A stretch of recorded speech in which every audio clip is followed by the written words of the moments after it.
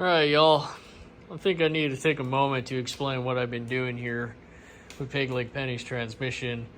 I've kind of just been underway, just trying to get stuff done and out of the way. Mainly just because I'm not good at holding a camera or setting up a camera or trying to make a transmission interesting looking to build. But we'll make a quick rundown here of what I'm doing to it.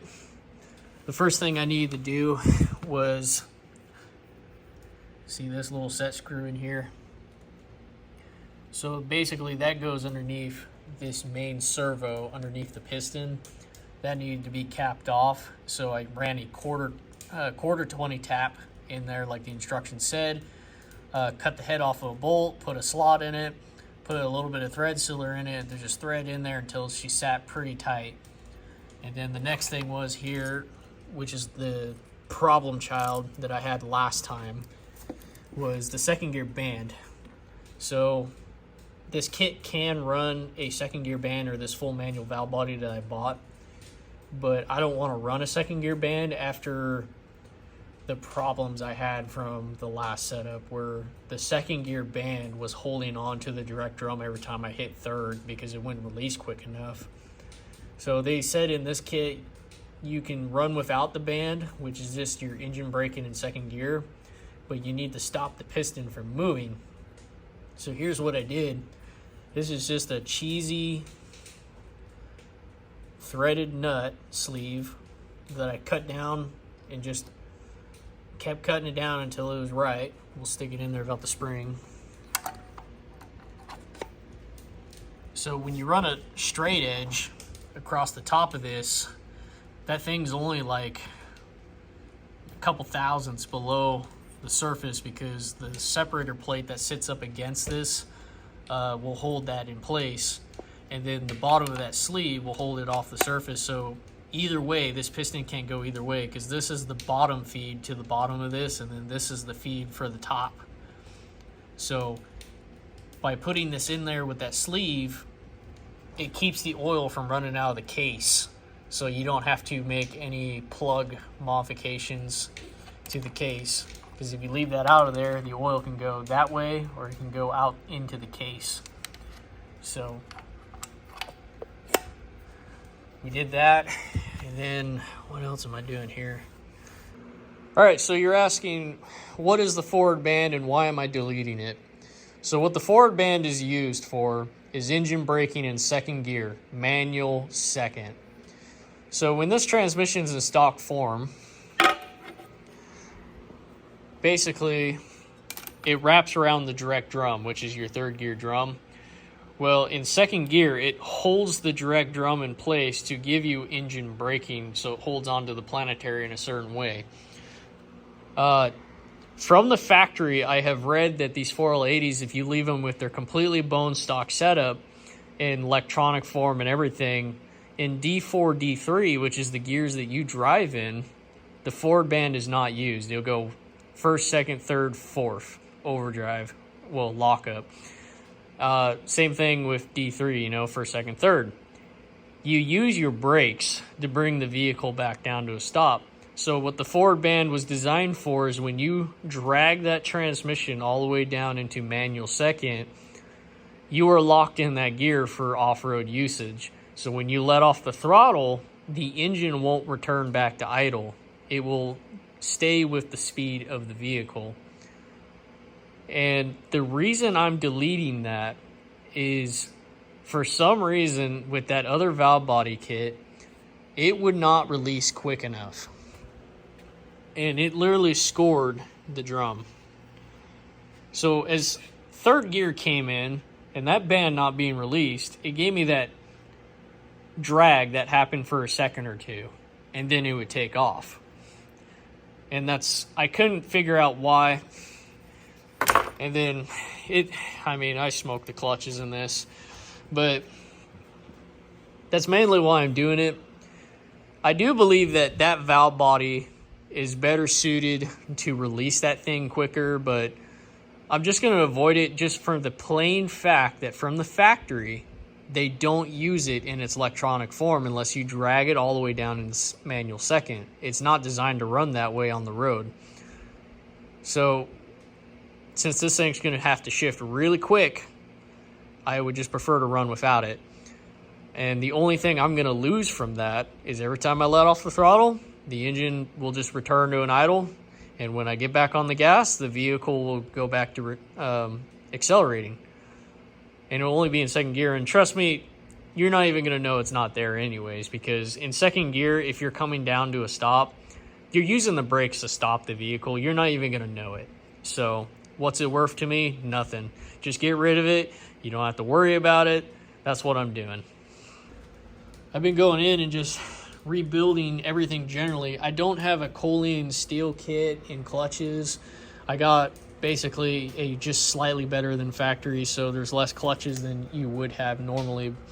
But one thing that I've been doing to all my clutch packs is I've been taking my grinder with a nice abrasive flap wheel and surfacing every one of these to give these clutches a bite in. It's kind of not really scientific, or I'm like a pioneer on this. Like, I've seen lots of transmission shops do this. Back in the day when my first job was sweeping floors at a transmission shop, I used to watch the guy just sit there with a roll-lock wheel and just buff them up. And it just gives the clutches a nice surface to bite into and seat into. But I need all the help I can get because this thing's pretty stock. And the other stuff I've been doing is just replacing the bushings that needed it. You know, like these all came out of the lower half, the center support.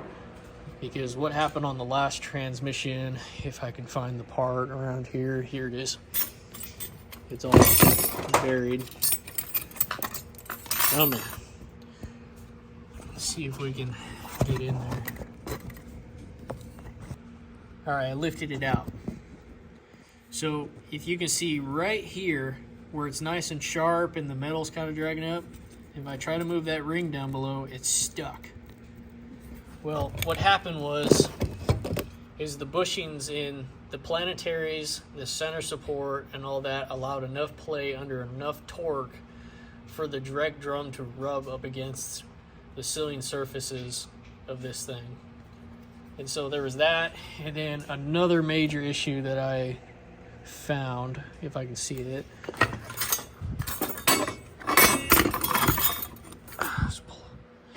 I have so much crap on this bench. So the forward clutch. Oh, I took the bushing out of it, but there was a bushing that was spun in here for the overdrive planetary, so that's why I couldn't use the old forward clutch out of the other trans and the center support. So other than pretty much all I'm using from the other transmission is my pump, because it has the modifications already in it for torque converter blowout and pressure mods and whatnot. This type of bench and all of the destruction I have going on around here would make most guys crazy, but I'm that type of guy that if your shop isn't dirty like this, are you really getting any work done? Spend all your time cleaning stuff and not getting stuff done. I mean, granted, yeah, maybe I lose some stuff from time to time and I have to go looking for it, but I'm just dealing with what I got. But I'll show you here. Here's the valve body I bought. I got it from Speedmaster, and it's a 4L80E full manual valve body.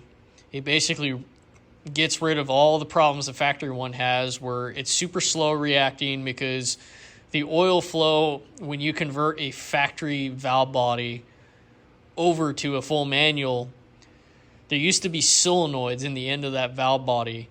And what those solenoids did was let oil on the backside of those valves and move those valves to set the circuits and the oil pathways to make the shifts. It's kind of like an electric relay in a way, but it's for oil. So basically you need an oil signal to move another valve to allow the oil to go to the pistons and places it needs to go. Where this, in general, recorrects all that. So basically everything is controlled out of this shift valve. So instead of it going to a relay valve, it goes directly to the clutch packs and everything that needs to be done to control this transmission. It's just a piece of billet aluminum cut up for this deal. I don't know if it's going to work. It was kind of weird, you know, getting instructions and doing back and forth on the phone with the guys, but I'm feeling fairly confident. I mean, if it doesn't work, oh, boo-hoo, we'll just pull it out of the race truck and try something else, but I think it will. I really want to stay full manual where the shifter moves, the gear moves, because there is no electronics on this thing. It is a blow-through carburetor with a freaking Boost Timing Master box running it, and the only serious part of electronics this thing's really got besides that is the Boost. Why is that leaving my head? It's the Boost controller. Well, we finally got the transmission assembled. Nothing special. Hopefully the valve body that I put in it's going to work and this thing doesn't have to come back out of the vehicle. If anything, it will probably just need to have the pressure regulator adjusted because of the line pressure, which hopefully I guessed what the instructions were right about. 2 shims should get me up to 200 pounds per line pressure, so... Anywho, what I'm working on now is I was going to mount the transfer case on the back of the transmission, and when I rolled it up and away, I heard something like loose inside of it, and I was like, what was that? And then did it again, and there was something rolling inside this thing. So pulled the transfer case apart. Here's what I found. Lots of aluminum. But most importantly, this was rolling around inside the T-case. And there is nowhere inside of this T-case that has a place for this bolt. And what I noticed was, here's a bolt that holds the perimeter of the case together. And here's this bolt. Looking mighty similar, right? What I also did notice, see if I can find it. There was one bolt. It's buried down in there. But there was one bolt that was on this side of the transfer case that was not the matching. I think what happened was whoever built this transfer case last lost this bolt somehow inside of it and then just stuck a spare bolt that they had in the corner of it. So, as you can see, it has caught some stuff.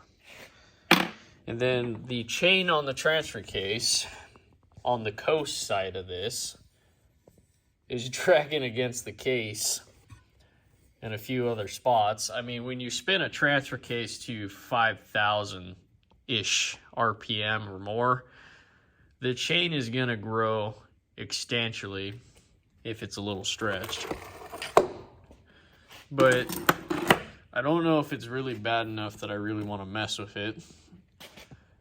All I want to do is, this seems kind of Mickey Mouse, but I just want to clean the metal out of it, get all the aluminum out of the pickup, put it back together, and when it comes due, when it finally wears through the case, like these GMT cases do that you need to put the case savers on, I will rebuild it properly then, when it starts leaking oil. Because it's made a lot of passes, over 100 mile an hour, and never made noise. And the only time I've heard this horrific rattle that made me think that there was possibly something wrong with the transfer case was on the third pass and last pass at Firebird back in October of last year. And since then, you know, I did a lot more driving and testing with it. It never made the noise again. So I think between the bolt and the chain occasionally reaching out and touching the inner case there and all that, that was all the sounds I was hearing. So I don't know. I think I'm going to probably sleep on it. Most likely what I'm going to do is I'm going to buy a chain and a case saver and clean everything up and just put it all back together. It should be fine.